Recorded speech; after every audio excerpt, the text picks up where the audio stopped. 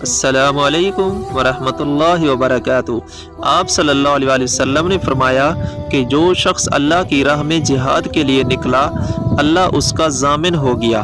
اللہ تعالیٰ فرماتا ہے کہ اس کو میری ذات پر یقین اور میرے پیغمبروں کی تصدیق نے اس سرفروشی کے لیے گھر سے نکالا ہے۔ میں اس بات کا ضامن ہوں کہ یا تو اس کو واپس کر دوں ثواب اور مال غنیمت کے ساتھ، یا شہید ہونے کے بعد جنت میں داخل کر دوں۔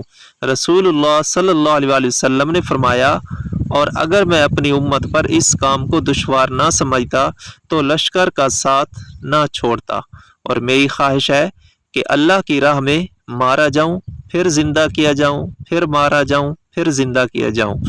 سبحان اللہ! کس طرح ہمارے نبی صلی اللہ علیہ وسلم جہاد کا شوق رکھتے تھے۔ دعا ہے کہ اللہ تعالی ہمارے اندر بھی جذبہ جہاد پیدا فرمائے، آمین۔